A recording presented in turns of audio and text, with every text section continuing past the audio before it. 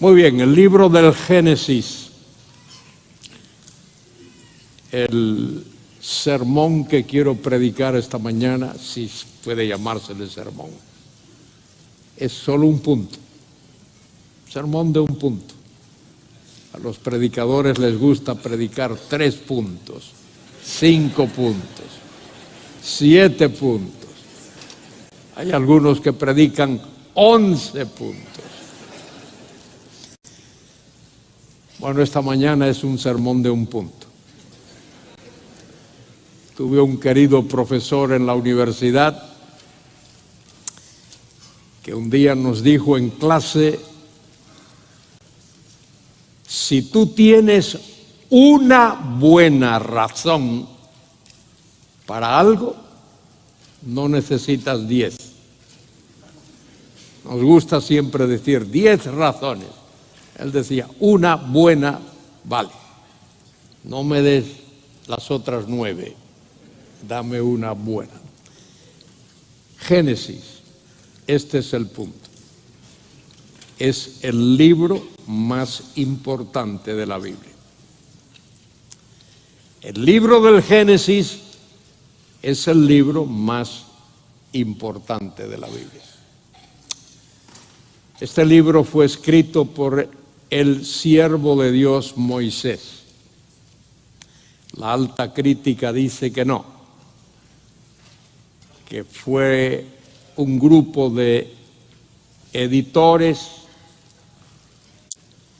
de articulistas, quienes escribieron diferentes trozos de información, y en tiempos de Esdras, 500 años antes de Cristo, un editor, recopiló todos esos documentos y compuso el libro del Génesis. Eso es lo que dice la alta crítica. Los demás escritores de la Biblia dicen que fue Moisés el autor de la Biblia, el autor del Génesis, el autor del Pentateuco. De manera que en esta mañana quiero hablar, en este tiempo que tengo, que es limitado, acerca del Génesis, el libro más importante de la Biblia. Este libro comienza de una manera majestuosa, fantástica, que deja a uno un poco boquiabierto, asombrado, porque el libro dice: en el principio creó Dios los cielos y la tierra. Qué tremenda manera de comenzar. Bereshit bara Elohim, Hashmaim Beit Haaretz. En el principio creó Dios los cielos y la tierra. No deja lugar a dudas. Es una afirmación categórica, con autoridad, con el reconocimiento pleno de que Dios creó, el único que puede crear. Y quien escribió eso fue un hombre que nació en medio de la idolatría. Nació en Egipto, donde todo era Dios. El sol, el átomo, el disco del sol era Dios, la luna era Dios, el Nilo era Dios, el piojo era Dios. Imagínense cuántos dioses no habría. La rana era Dios. El escarabajo era Dios. El becerro era Dios. El polvo de la tierra era Dios. La tierra como tal era Dios. Y es ese hombre que nace y se educa. Hechos 7:22. Moisés fue entrenado en toda la sabiduría de los egipcios. Todo el conocimiento, toda la sabiduría. Es el que escribe: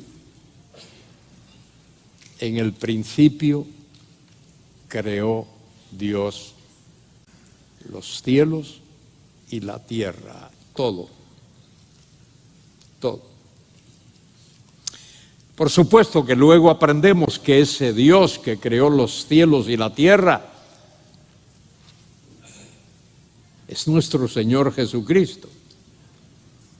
Juan 1:3. Todas las cosas por Él fueron hechas y sin Él ni una sola cosa de las que han sido hechas fue hecha. Es el verbo, el logos, hologos, o como dice el texto arameo, memra, la manifestación visible de ese Dios. Y el apóstol Pablo lo explica allí en Colosenses 1. En Él, hay tres preposiciones ahí muy importantes. En Él. En puede incluir en su mente, en su persona, en su sabiduría. En Él fueron creadas todas las cosas. Tapanta. Todas las cosas. Las que están en los cielos y las que están en la tierra. Mire, todo está incluido. Las visibles, por si alguien tiene duda. Las visibles y las invisibles. Y por si alguien tiene más dudas, sean principados, sean potestades, sean señoríos. Y luego dice, todo fue creado. Día, agencia, día. Él es el agente creador. Todo fue creado por medio de Él. Y Él es la meta de la creación, porque todo es creado para Él. Ese es nuestro glorioso, incomparable, adorable Señor Jesucristo, único, como Él no hay otro. Y fíjese, hoy la gente de los hombres de saber del mundo están intentando decir a la humanidad de dónde procedemos. No encuentran que si en un planeta por ahí hay algo que parece agua, y si hay algo que pueda sostener la vida,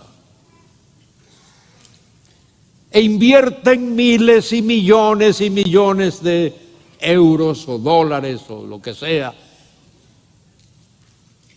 La Biblia, estos hermanos queridos nos han hablado tan tremendamente acerca de la Biblia. Nos dice sin ningún cuestionamiento cuál es nuestro origen. ¿Cuál es nuestro origen? Estos científicos desde hace muchos años no saben cuál es nuestro origen. Y luego la Biblia nos dice que tampoco ellos nos dicen qué hacemos aquí en este mundo. Porque oiga, si estamos aquí para nacer, crecer y morir, Si eso es todo, entonces somos iguales que una cucaracha. O una oruga, o un gusano cualquiera. Si eso es la razón de por qué estamos aquí, nacer, crecer y morir, somos igual que cualquier lagartija. Pero lo maravilloso de todo es que no solo la Biblia nos dice cuál es nuestro origen, que nos lo dice categóricamente, nos dice por qué estamos aquí, pero más que nada nos dice cuál es nuestro destino eterno. ¿Dónde vamos a pasar o podemos pasar la eternidad? Que la cosa no termina en el cementerio, la vida no termina en el sepulcro. Hay vida más allá de esta vida. Bien, el libro del Génesis, el libro más importante de la Biblia.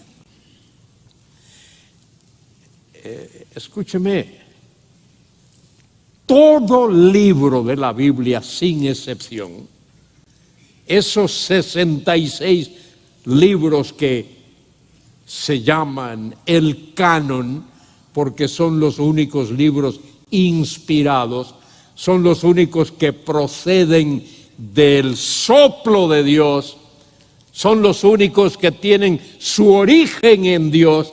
Esos libros, todos esos libros fueron escritos por un propósito y con un propósito concreto.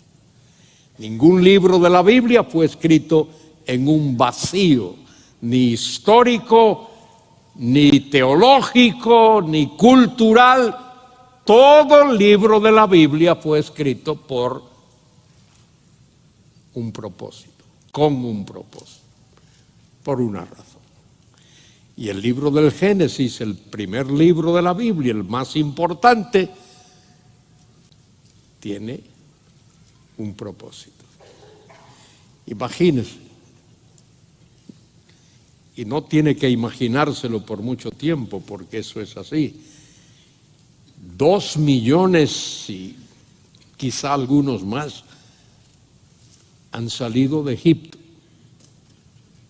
2 millones de seres humanos. Antes de salir de Egipto, Dios hizo maravillas, milagros allí, en medio de aquella cultura egipcia. Dios sacó a aquella gente. ¿Sabe lo que Dios hizo? Dios juzgó a cada uno de los dioses de Egipto. Creían que el sol era Dios. Dios dijo, a ver, sol, apágate, y el sol se apagó. Y al apagarse el sol se apagó la luna. Isis y Osiris fuera. Nilo, el Nilo es Dios, Nilo, sangre, Nilo se convierte en sangre. Y así Dios fue juzgando a cada uno de los dioses de Egipto. El Todopoderoso, Dios Todopoderoso. Y luego, como bien sabéis la historia, Dios divide las aguas del Mar Rojo y aquel pueblo pasa por allí como si fueran tierra seca, y cuando el ejército de Faraón intenta pasar, Dios los sepulta allí en aquellas aguas. Y ahora ese pueblo está allá del otro lado, está en el desierto del Sinaí, y les surge una gran pregunta. La gran pregunta es, ¿quién es el Dios que nos sacó de Egipto? ¿Quién nos sacó de Egipto? ¿Y a quién le van a preguntar? A Moisés. A ver, Moisés, explícanos, ¿quién es el Dios que nos sacó de Egipto? Y Moisés les Contesta, ¿queréis saber? Mire quién es el Dios que nos sacó de Egipto. Es el Dios de la creación. Es el Dios que lo creó todo, absolutamente todo. Cielos y tierra y lo que hay en ellos. Es el Dios que creó al hombre. Es el Dios que dijo, no es bueno que el hombre esté solo, le voy a hacer ayuda idónea. Es el Dios que forma la familia. Pero también es el Dios que juzga y condena el pecado. ¿Queréis saber quién es ese ser que nos sacó de Egipto? Es ese.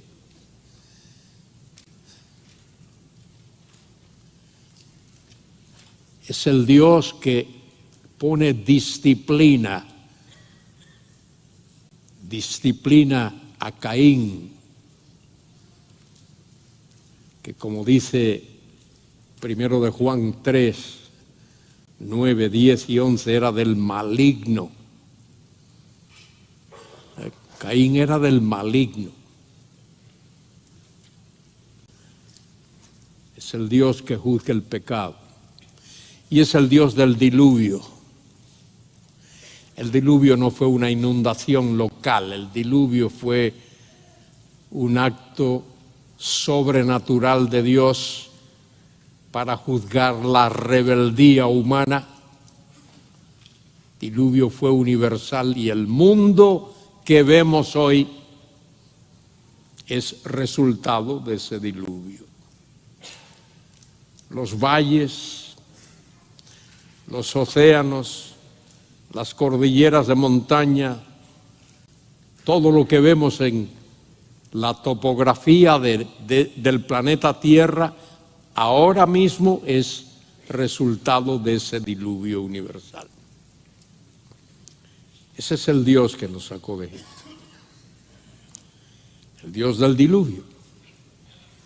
El Dios que libró a una familia y con esa familia repobló toda la tierra. Pero también es el Dios de la Torre de Babel. El Dios que demanda y exige obediencia. Y es el Dios soberano. El Dios soberano que soberanamente llamó a Abraham de Ur de los Caldeos. E hizo algo tremendo con esa pareja, Abraham y Sara. Eso no se le ocurre a nadie. 100 años. Don Abraham, 100 años. Y doña Sara, 90 años. Y Dios les dice, os voy a dar un hijo.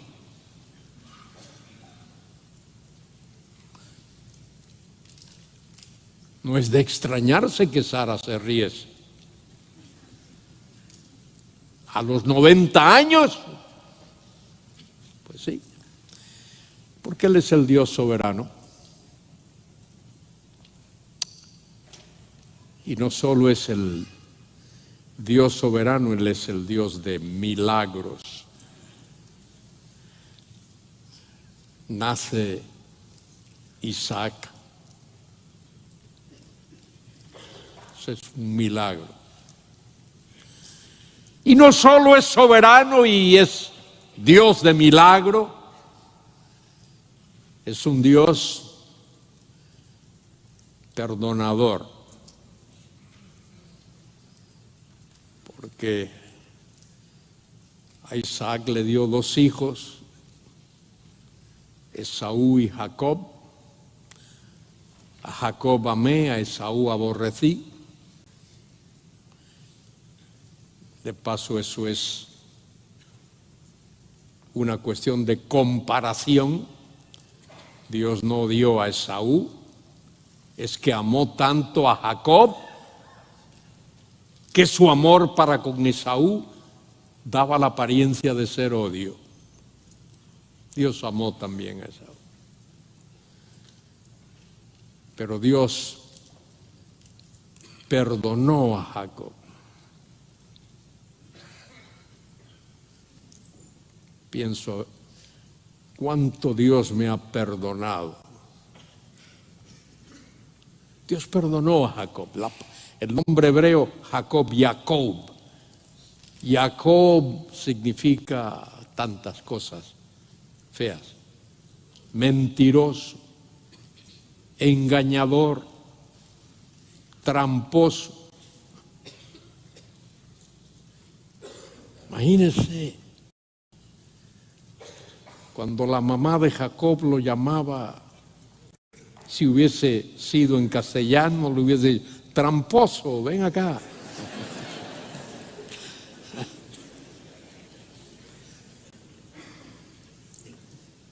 En gallego tenemos una linda palabrita, trapalleiro, decimos en gallego, tramposo, trapalleiro. Bueno, este libro de Génesis, fíjese cuán importante es el libro de los principios, principio del universo, principio de la historia, principio del tiempo, principio de la civilización humana, principio de la redención, principio de la familia, principio del hogar. Todos los principios que uno pudiese imaginarse están ahí en el libro del Génesis. En el principio creó Dios los cielos y la tierra. Y dice el versículo siguiente, y la tierra estaba desordenada y vacía. Y cuando uno lee esas dos palabritas en la Reina de las Versiones,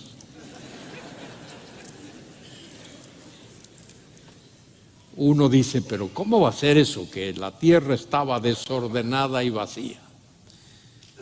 Bueno, no se asuste por eso. Allá hay dos palabritas hebreas.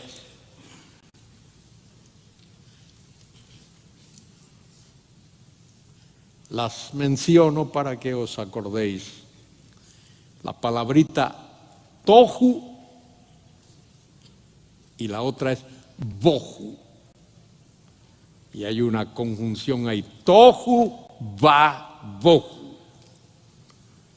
Desordenada y vacía, que en realidad es una figura de dicción. La figura de dicción no estaba apta para ser habitada. Cuando Dios formó la tierra, uso ahora mi vocabulario, cuando la tierra salió de los dedos de Dios, de las manos de Dios, era una inmensa bola de gelatina. Así era la tierra. No estaba apta para ser habitada. ¿No debería de sorprendernos eso? Cuando vamos a vivir a una casa,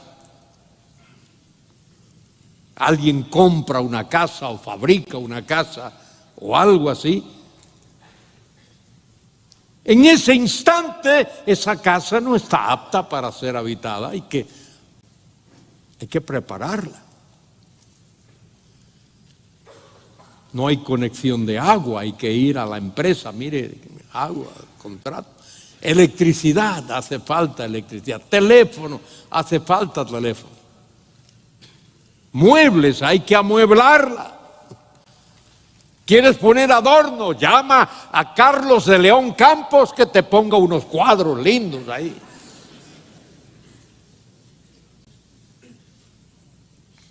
Hay que prepararla. Bueno, eso es lo que hizo Dios. Génesis 1:1 habla de la creación absoluta. En el principio creó Dios los cielos y la tierra. Absoluta creación. Pero la tierra en ese momento no está apta para ser habitada.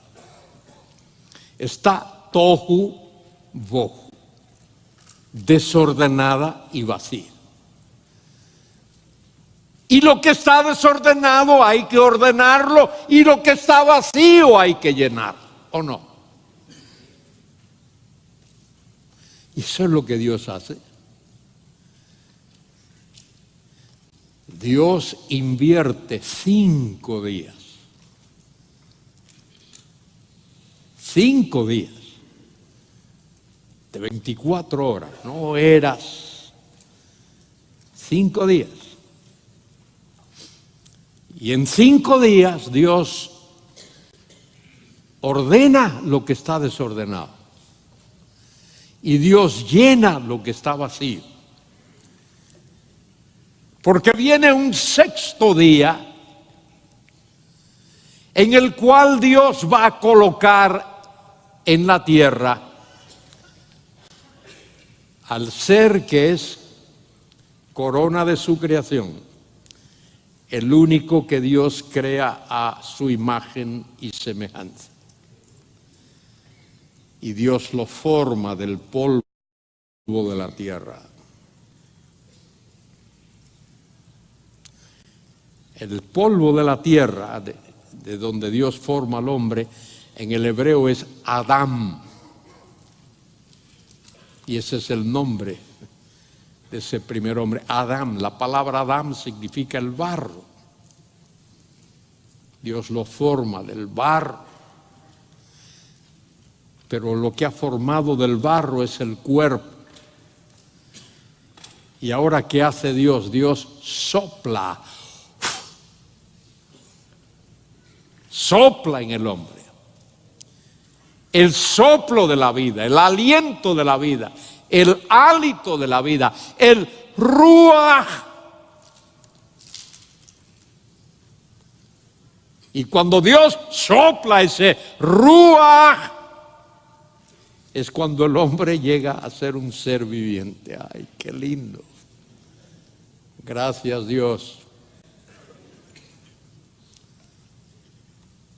Y el hombre es un ser viviente. Dice allí un alma viviente, la palabra alma, nephish, pero habla de persona, ser viviente. Así lo hace Dios.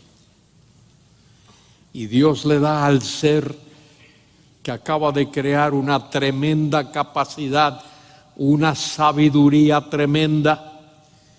Lo crea en una justicia que no ha sido probada, en una santidad que no ha sido probada. Acaba de crear. De paso, Dios no creó al hombre un bebé gateando, como un bebé gateando en el huerto. Lo crea como un adulto. Sí lo hace Dios. Porque Él es el soberano, el todopoderoso. Y ese hombre recibe la capacidad divina para la inteligencia que Dios le da para ponerle nombre a todos los animales y las plantas. Tremenda sabiduría le da Dios a Adán. Pero llega un momento en el cual Dios dice: no es bueno que el hombre esté solo. No es bueno que el hombre esté solo. Y Dios hace un ser que es ayuda idónea para el hombre. Fíjese en este detallito. Cuando usted lea el libro del Génesis, léalo, por favor, léalo. Aunque no lea el comentario léase el libro del Génesis.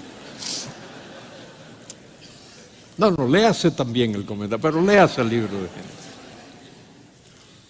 Cuando usted lee el libro del Génesis, va a observar que en el capítulo 1 hay un registro de la creación del hombre. Dice allí que Dios dijo, versículo 26, hagamos al hombre a nuestra imagen y conforme a nuestra semejanza. Y luego en el capítulo 2 va a observar allí que hay otra descripción de la creación del hombre. Dice allí entonces, Jehová Dios formó al hombre del polvo de la tierra. Y la crítica incrédula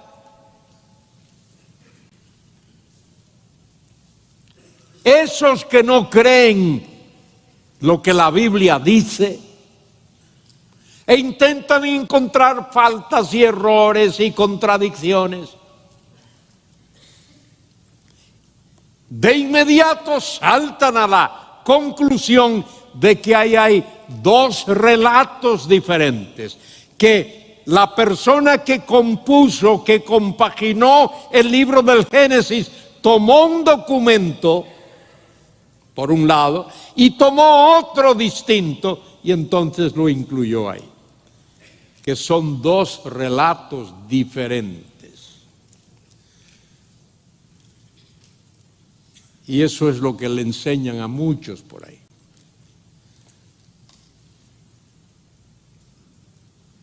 Quiero sugeriros que no es así, que se trata de un relato visto desde dos ángulos diferentes. En el Génesis capítulo 1 se relata la creación del hombre en su relación y en función con el universo, en total, el universo. Y en Génesis 2 se relata la creación del hombre en función de y en relación con sus semejantes, con los demás hombres que a la postre van a poblar este mundo.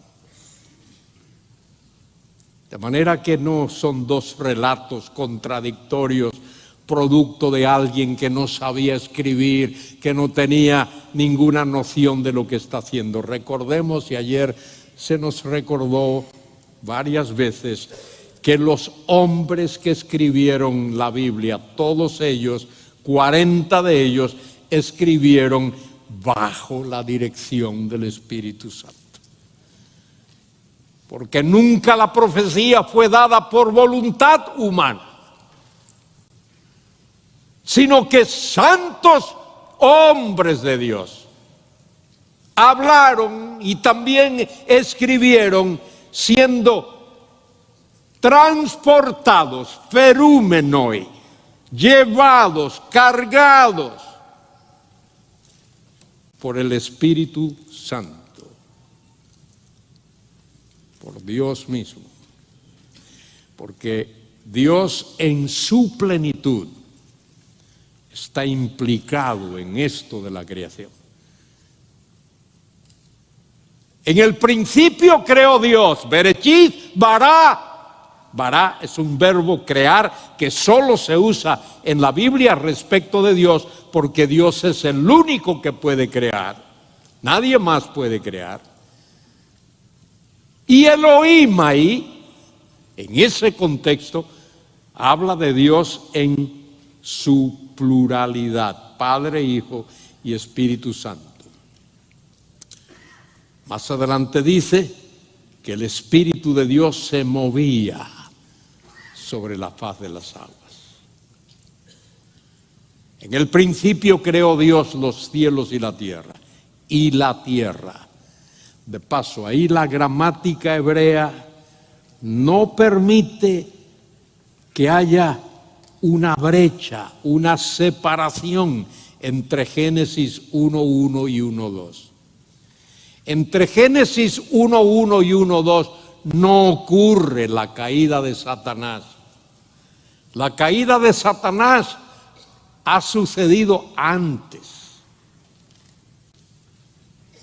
Porque Dios creó a todos los seres angelicales. Probablemente lo primero que Dios creó, si vamos a hablar de una cronología de la creación, lo primero que Dios creó fue a los ángeles.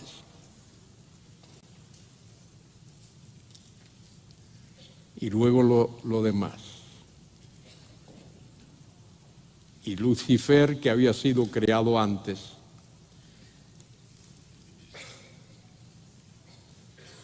se rebela contra Dios, pero antes de Génesis 1:1. Miren, pequeño paréntesis aquí para hablar de esto. A mí me parece, estudiando el libro del Génesis y leyendo no solo Génesis, sino el resto de la Biblia y el Nuevo Testamento, esto es una sugerencia, solo una sugerencia.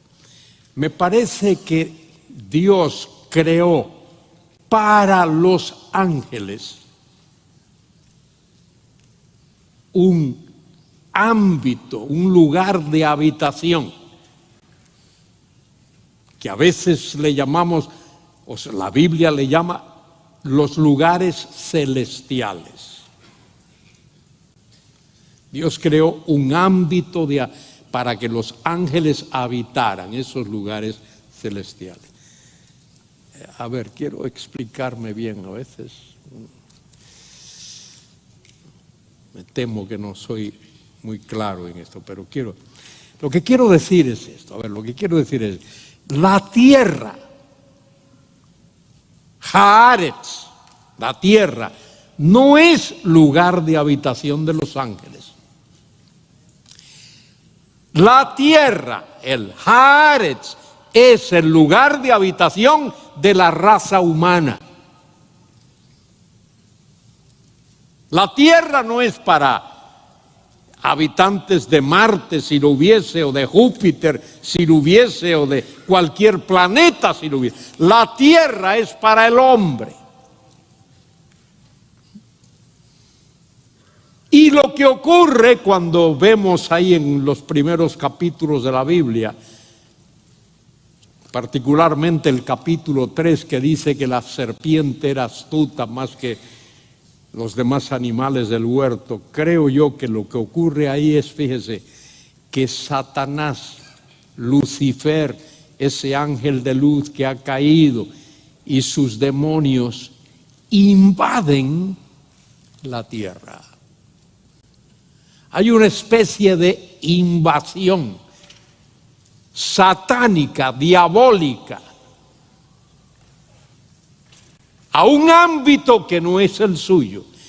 El lugar de ellos es eso. Allá Pablo dice en cierto lugar, no tenemos lucha contra sangre y carne, sino contra principados, contra potestades, contra señores espirituales en las esferas celestes.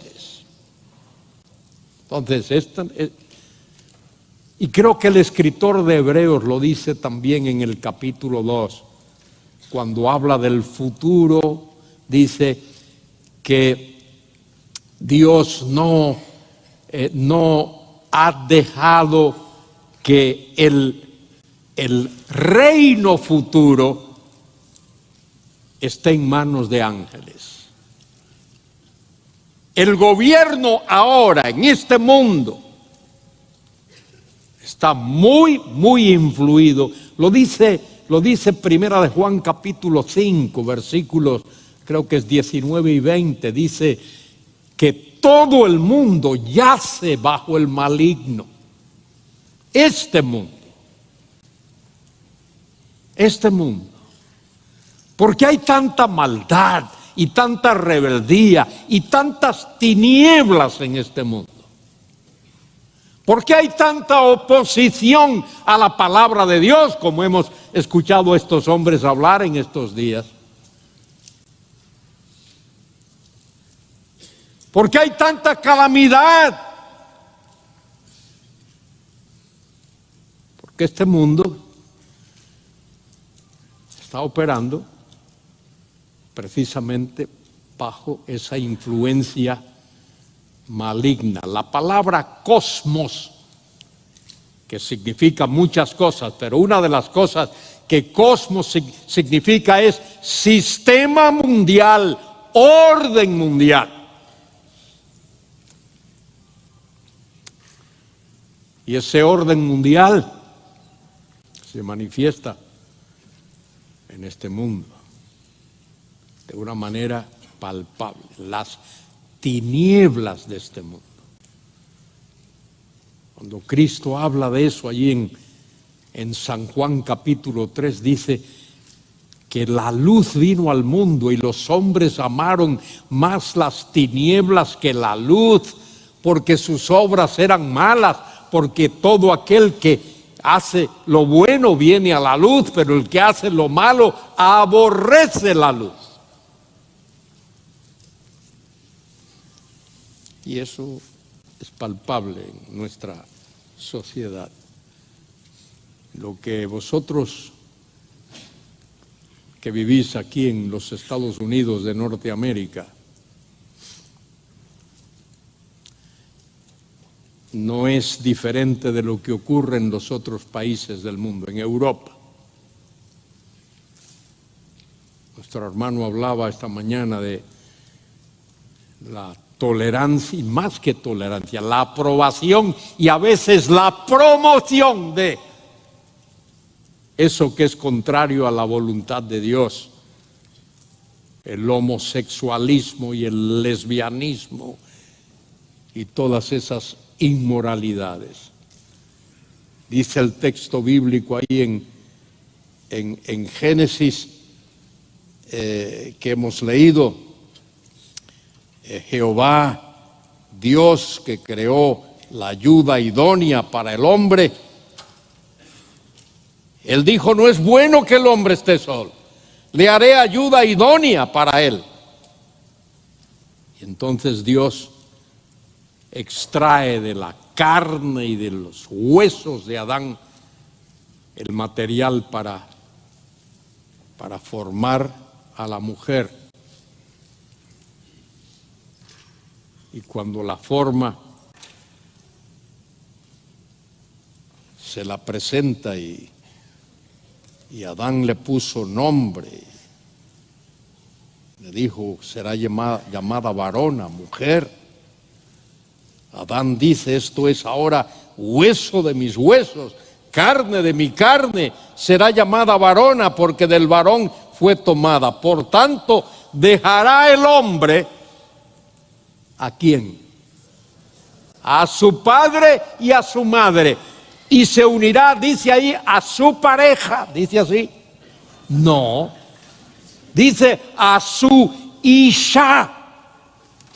En el hebreo, ish. Yo no soy experto en hebreo, lo estudié, pero desgraciadamente hice lo que no debe de hacerse con estos idiomas, es no perseguirlo y seguirlo y profundizarlo. Pero algunas palabritas me acuerdo. Bueno, ish significa varón, hombre. Isha es mujer, hembra. Por esta causa dejará el hombre, Haish, a su padre y a su madre, y se unirá a su mujer, Isha. Y los dos serán una sola carne. La palabra una es la palabrita hebrea echad, que significa unidad en pluralidad. Unidad en pluralidad.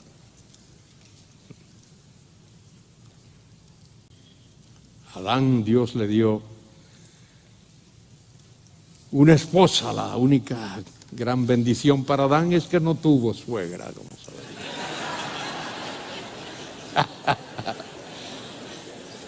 De paso, no sé si oísteis alguna vez de este hombre que tenía un solar, un trozo de tierra, y dijo, quiero construirme una casa. Y llamó a un arquitecto. Y le dijo al arquitecto, mire, yo quiero que usted me construya aquí una casa.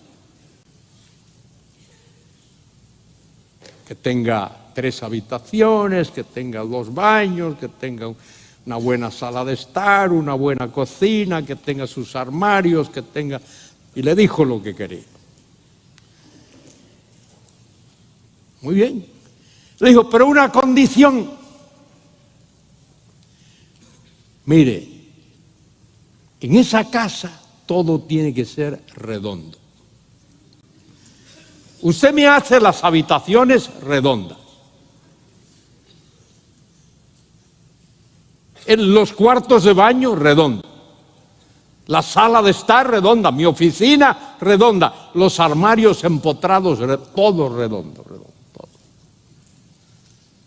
El arquitecto aceptó el proyecto, se fue y a los 3 o 4 meses vino y le dijo, mire señor, aquí tengo yo sus planos, su proyecto, tal, mira. Y dice, pero tengo una gran curiosidad.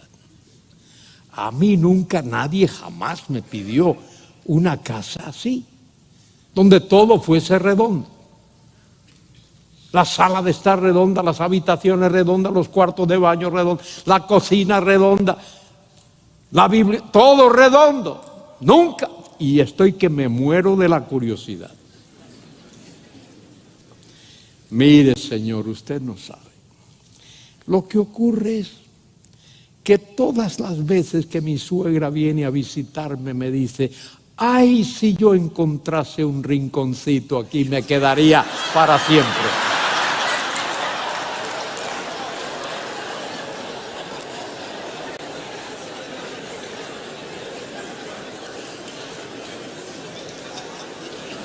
Y la pobre mujer, pues no podía quedarse porque no encontraba un rincón.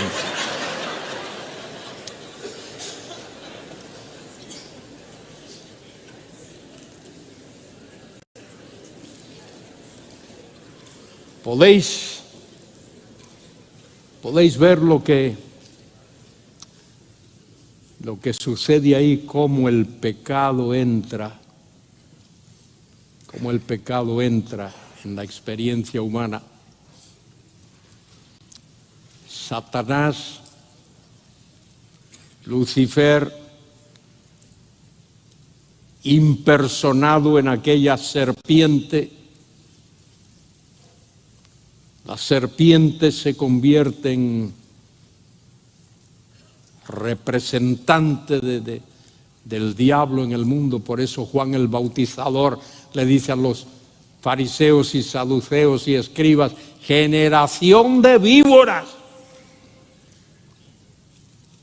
hijos del diablo, ¿quién os ha enseñado a huir de la ira venidera? Ese capítulo 3 es tan tremendo, tremendo. Lo primero que el diablo hace es poner duda, sembrar la duda sobre la palabra de Dios. ¿Con qué Dios os ha dicho? Eso es lo primero que ocurre, pon duda. Hoy día es lo mismo, con que Dios os ha dicho. No comáis de todo árbol del huerto, es todo lo contrario de lo que Dios le había dicho. Dios le había dicho, podéis comer de todo árbol del huerto. Pero Dios había puesto en aquel huerto 2 árboles ahí en el centro. Uno era el árbol de la ciencia del conocimiento del bien y del mal. Y el otro era el árbol de la vida. El árbol de la vida habla de comunión. Comunión con el único Dios vivo y verdadero. Vida. Esa vida es comunión con Dios. Y el otro árbol tiene que ver con la desobediencia, la entrada del pecado.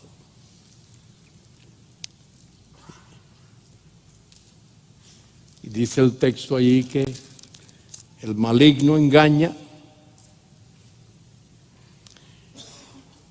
Dice allí, vio la mujer que el árbol era bueno para comer. Fíjense, esa es la primera esfera. Bueno para comer, es decir, bueno para el cuerpo. Y que era agradable a los ojos.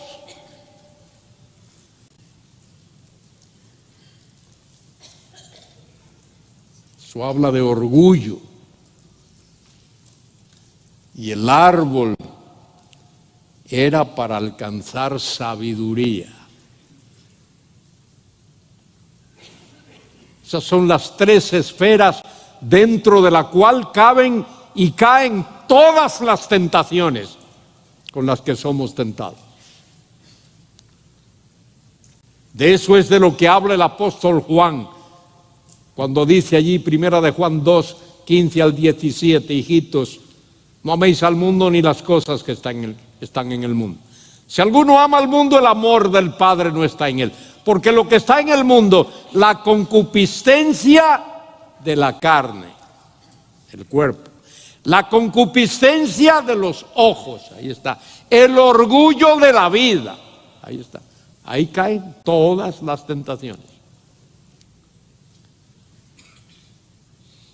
Y también esas son las tres áreas en las que nuestro Señor fue tentado. Mateo 4. Aparece el maligno allí y le dice al Señor, dile a estas piedras que se vuelvan pan.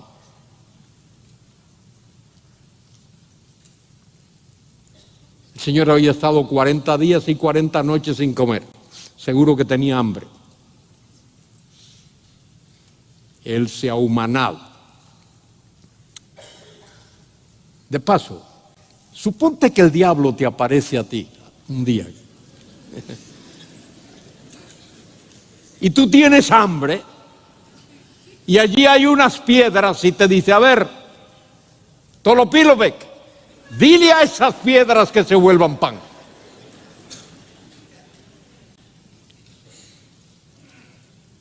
Tolopilovec se puede pasar toda su vida diciéndole, piedra, volveos pan, piedras, volveos. Y las piedras siguen siendo piedra. De manera que eso no es una tentación para mi querido hermano.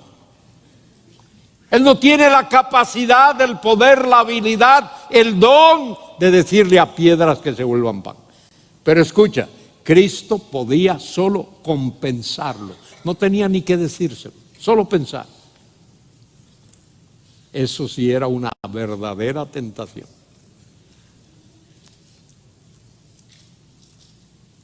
Bueno.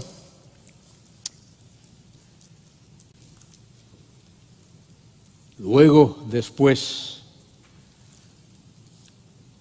de la entrada del pecado, que es algo traumático, por la desobediencia de un hombre, entró el pecado y por el pecado la muerte. Y la muerte ha pasado a todos los hombres por cuanto todos pecaron. La prueba más palpable y fehaciente, la única, hablando de mi profesor en la universidad que me dijo una sola razón, la única prueba que necesitas para demostrar que uno es pecador es que uno se muere. La paga del pecado es muerte, no hace falta otra cosa.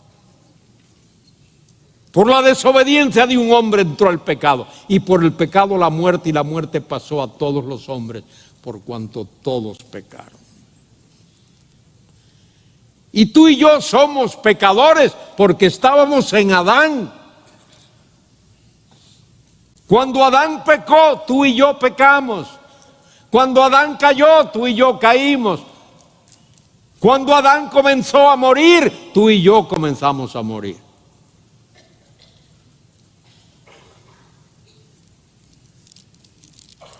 Y luego vemos cómo ese pecado se manifiesta en la misma familia de Adán y Eva. Nace el primer chaval, Caín, y luego nace Abel, y muy probablemente entre Caín y Abel nacieron algunas chicas. Esto no es sorpresa, lo dice el capítulo 5. Adán tuvieron hijos e hijas. Y muchos aquí seguramente se han preguntado o le han preguntado, ¿con quién se casó Caín? ¿Quién fue la mujer de Caín? Una hermana. En ese tiempo no era problema genético. El problema genético viene después. Viene después. De manera que Caín mata a Abel. Y el texto bíblico dice que no fue un acaloramiento. Estaban los dos hermanos allí tranquilos y de pronto algo ocurre y se acaloran y Caín. No fue así. Caín estuvo días planeando matar a Abel. Y dice la Escritura que lo hizo por envidia, por celos, porque Dios recibió con agrado la ofrenda de Abel y no vio con ese agrado la ofrenda de Caín. Y el celo ya ha entrado y ha hecho mella debido a la entrada del pecado. La palabra pecado es miren, en el Nuevo Testamento, en el Antiguo Testamento hay 10 palabras que se traducen pecado o sus sinónimos. Y en el Nuevo Testamento igual, 10 palabras que se traducen pecado.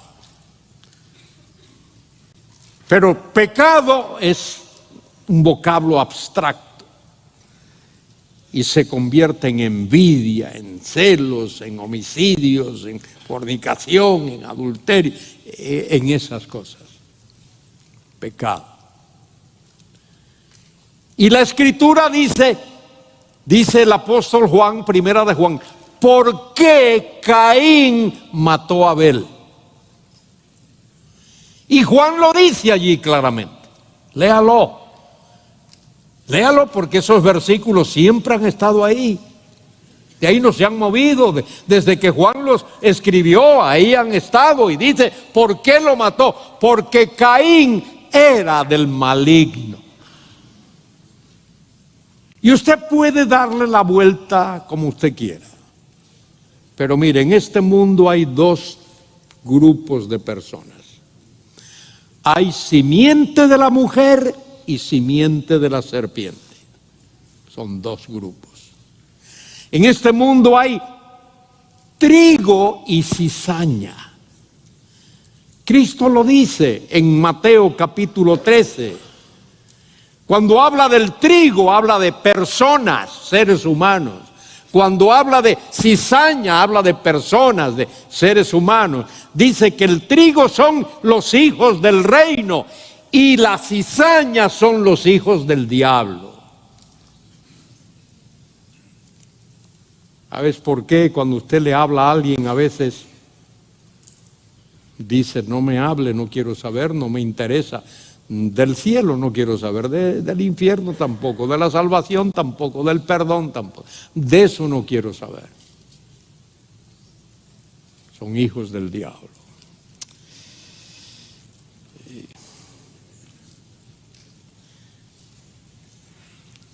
Y yo tengo que terminar antes de que me califiquen como hijo del diablo aquí también.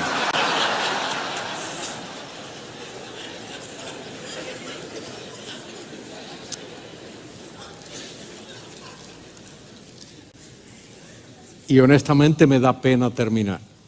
Ahora hablo con seriedad, ¿no?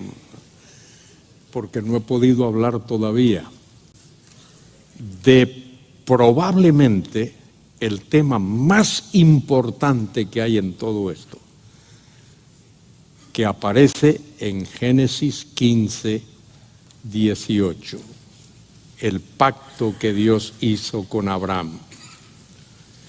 Dice en Génesis 15, 18, que en aquel día hizo Dios pacto con Abraham.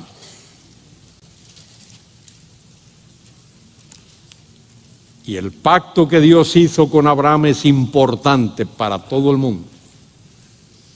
Dios soberanamente llamó a Abraham de Ur de los Caldeos.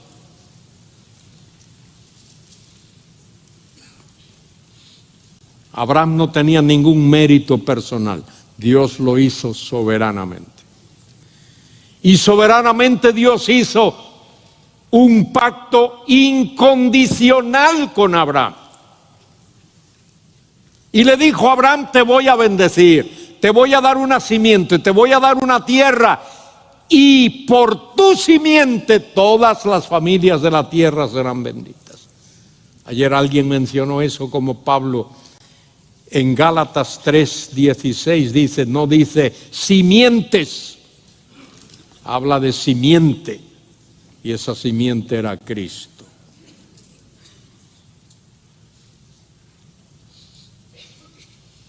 Y aun cuando Abraham fracasa y hace lo que no agrada a Dios y peca y todo eso, Dios no anula ese pacto. Dios no anula ese pacto. Y ese pacto que Dios hace con Abraham es el papá de los demás pactos de la Biblia. Porque después Dios hace un pacto con David, que tiene que ver con reino. Y Dios le dice allí a David, a través del profeta: te voy a dar casa, te voy a dar trono y te voy a dar reino. Y a través de Isaías, que se ha citado aquí, Dios dijo: un niño nos es nacido, hijo nos es dado, el principado estará sobre su hombro, y llamaráse su nombre admirable, consejero, Dios fuerte, Padre de la eternidad, príncipe de paz. Y dice que su autoridad no tendrá fin, y que él se va a sentar sobre el trono de David su padre. Y ahí está. Y cuando el ángel Gabriel se le aparece a María, le dice varias cosas. Le dice: María, vas a concebir. Concibió. ¿Sí o no? Concibió. Darás a luz un hijo. Dio a luz un hijo. Dio a luz. Será grande. Fue grande. Será llamado Hijo del Altísimo. Lo fue. ¿Y lo que sigue? Y el Señor Dios le dará el trono de David su padre, y reinará sobre la casa de Jacob, dice el texto bíblico, para siempre. Haolam, haolam. Tonaionas, aionas. Seculum seculorum. Por los siglos de los siglos, para siempre. Su reino no tendrá fin. Cuán maravilloso es nuestro Dios. Cómo nos ama. Aun cuando no le mostramos el amor que deberíamos demostrar. Nada nos aparta de su amor. Ni ángeles, ni principados, ni lo alto, ni lo bajo, ni lo presente, ni lo porvenir, ni peligro, ni desnudez, ni espada, ni nada. Nada nos puede apartar de su amor. Y es por su amor que Él nos ha dado su santa palabra. ¿Es así o no, Josías? Amén.